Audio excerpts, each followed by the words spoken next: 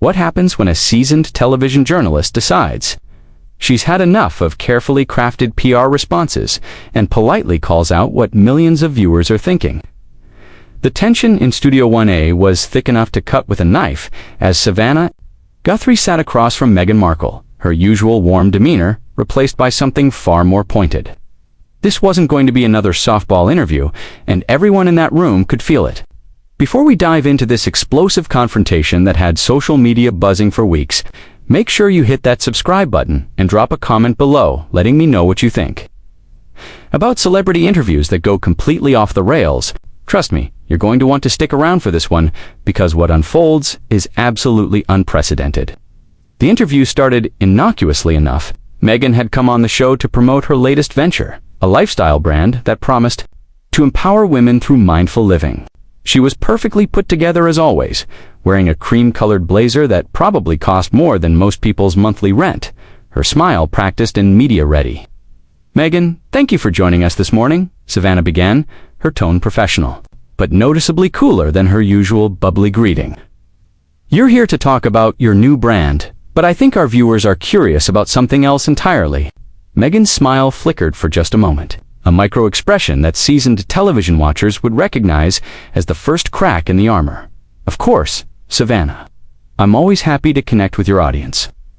"Well, let's address the elephant in the room then," Savannah continued, leaning forward slightly. "You've built quite a narrative around being silenced, around not having a voice, yet here you are on your fourth major network interview this month.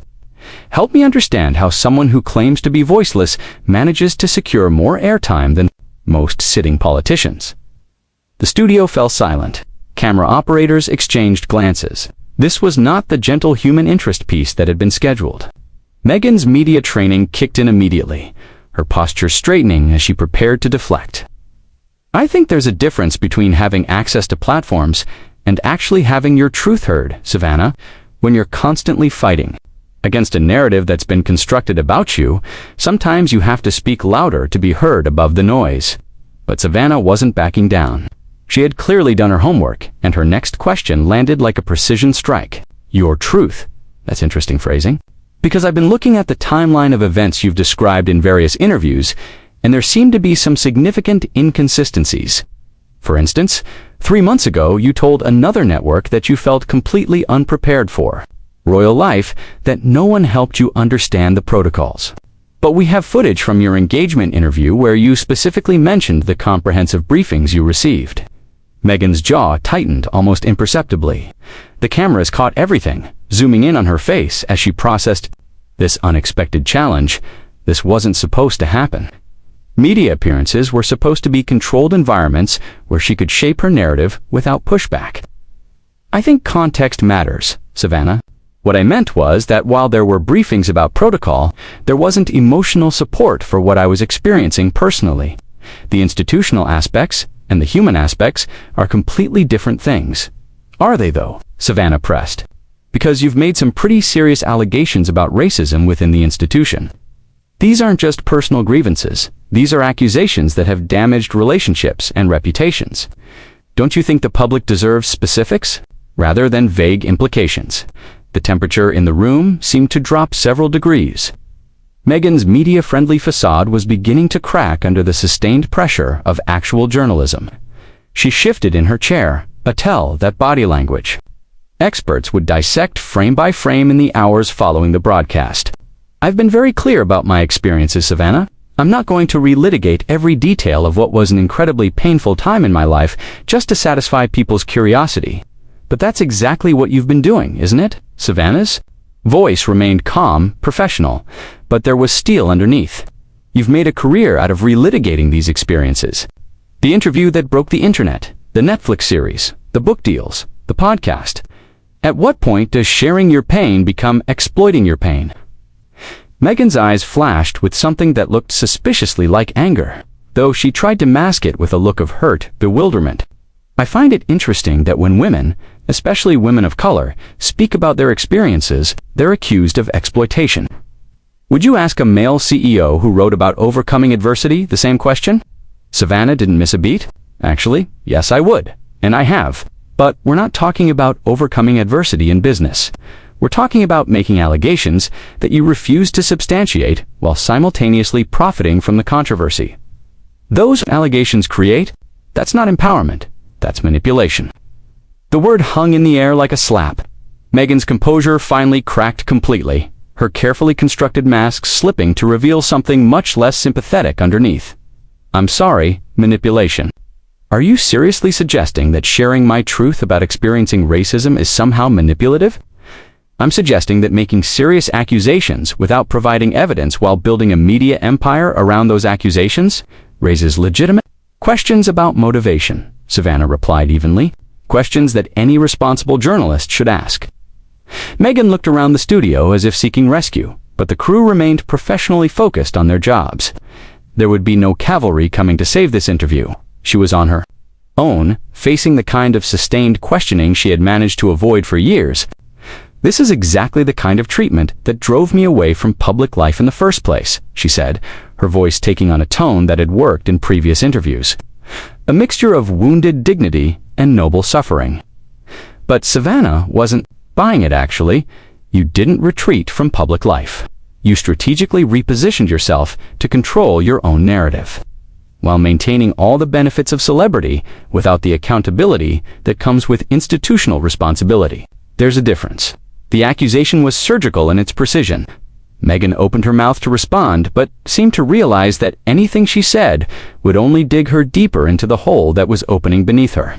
The silence stretched uncomfortably, as viewers across America watched a masterclass in journalism unfold in real time.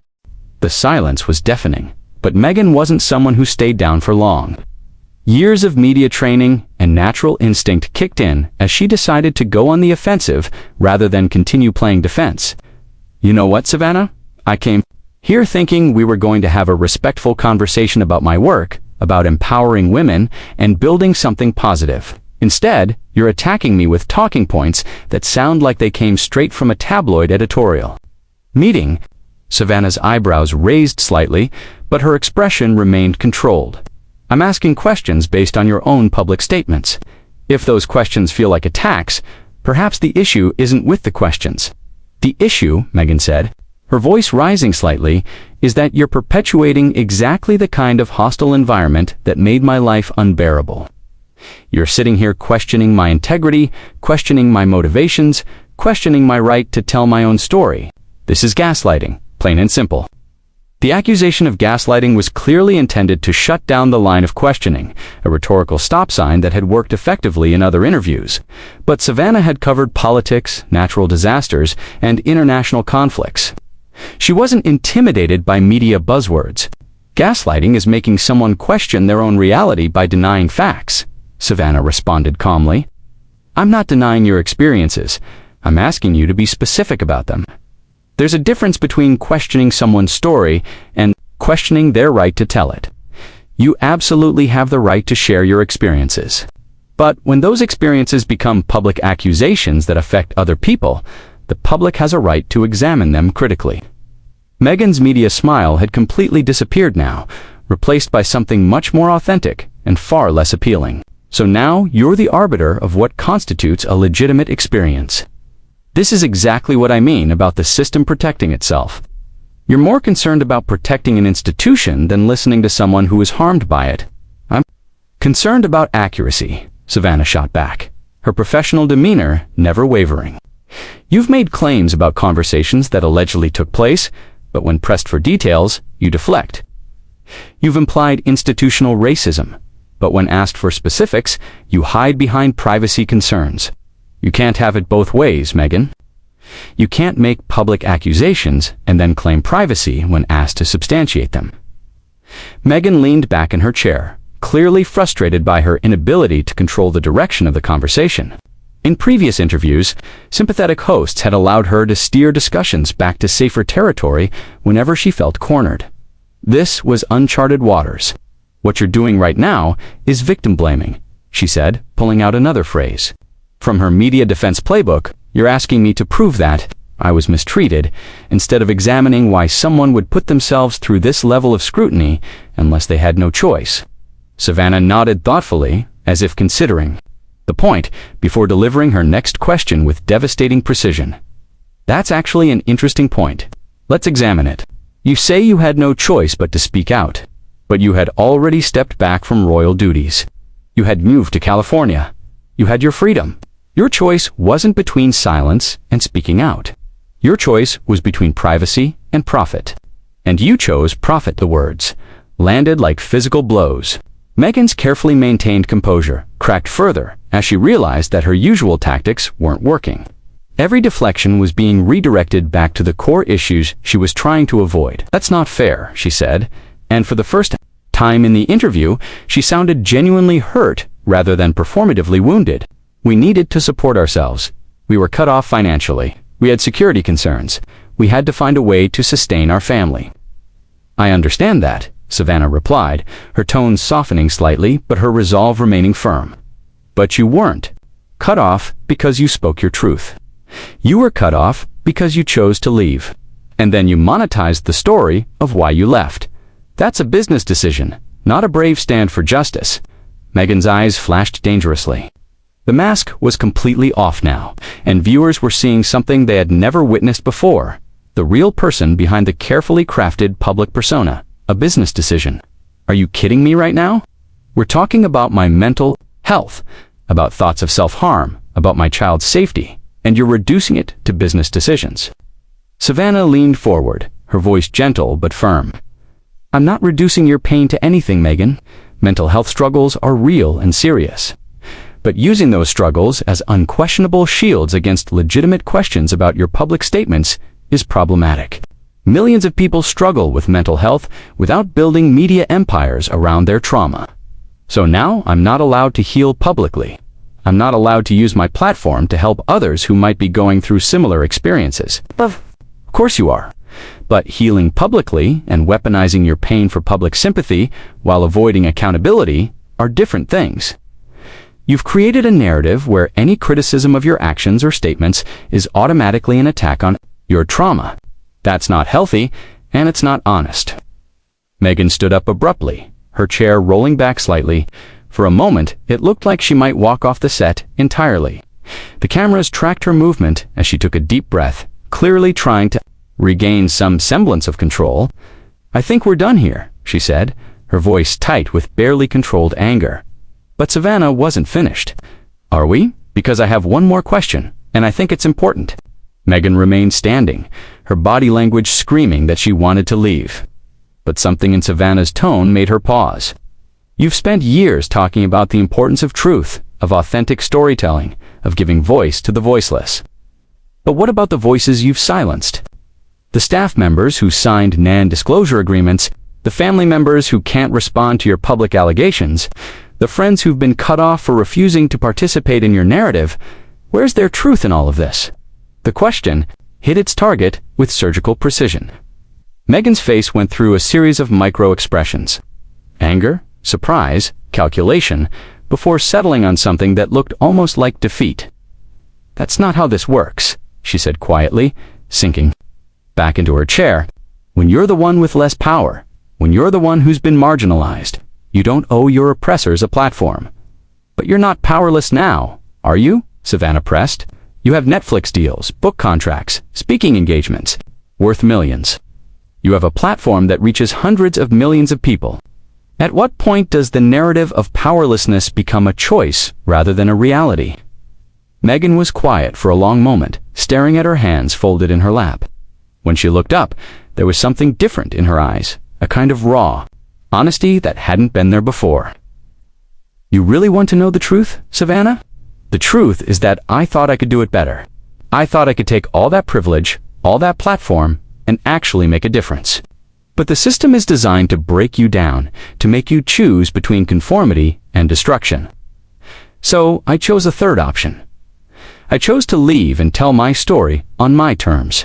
For the first time in the interview, Savannah looked genuinely interested, rather than skeptical. "And how's that working out for you?"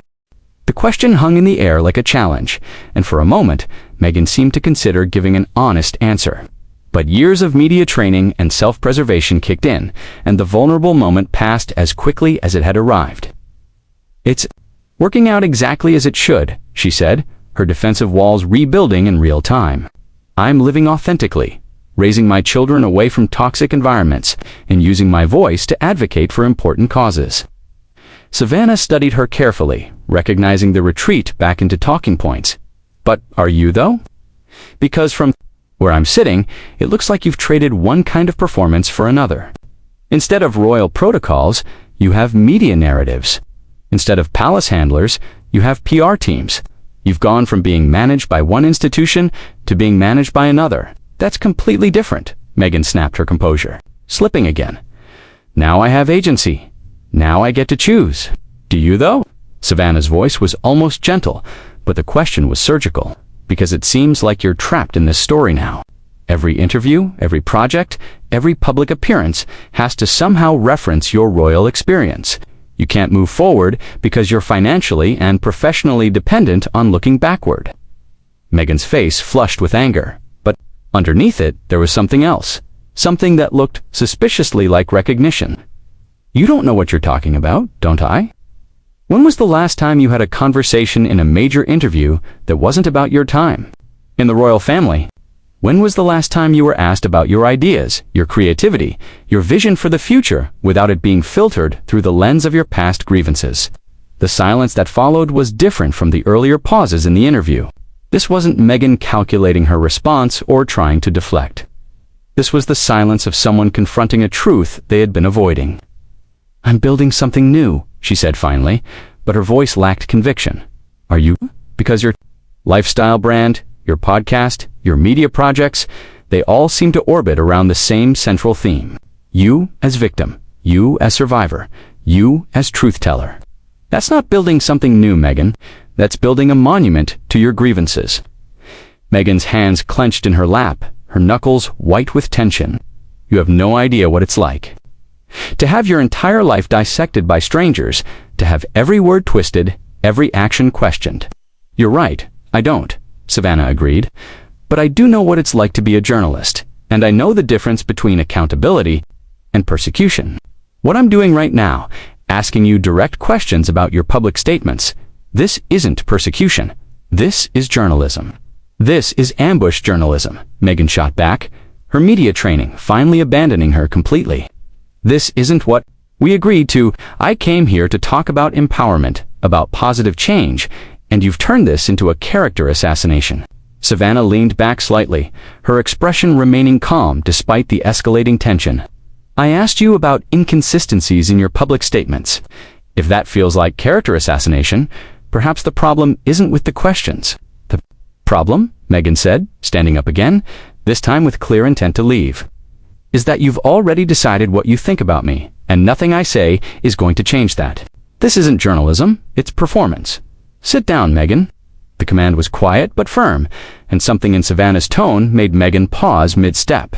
Because if you walk out of here right now, you prove everything your critics have ever said about you. That you can dish it out, but you can't take it. That you can make accusations, but you can't handle questions. That you're exactly the kind of person who demands accountability from everyone except yourself. Meghan froze, caught between her desire to escape and her recognition that walking out would be a public relations disaster. Slowly, reluctantly, she sank back into her chair. Fine, she said, her voice tight with controlled fury. What else do you want to know? I want to know why you think you're entitled to sympathy without scrutiny, Savannah said, her professional mask finally slipping to reveal genuine frustration. You've made millions of dollars telling the world how badly you were treated, but you've never once acknowledged that maybe, just maybe, some of the criticism you received was legitimate. Maybe some of the protocols you found restrictive actually serve important purposes. Maybe some of the people you've painted as villains were actually trying to help you succeed. Because they weren't, Meghan replied immediately. Everything I've said about my experience is true. I'm not questioning the truth of your experience, Savannah said with obvious patience. I'm questioning your interpretation of it. There's a difference between something being true and something being the whole truth. Meghan's jaw worked silently for a moment before she found her voice. So what's your point, Savannah? What's the end game here? You've spent the last 20 minutes trying to tear me down, trying to discredit everything I've worked for. What do you want me to say? I want you to say something honest, Savannah replied simply. Not media-trained, not focus-grouped, not designed to generate sympathy or outrage, just honest. The request seemed to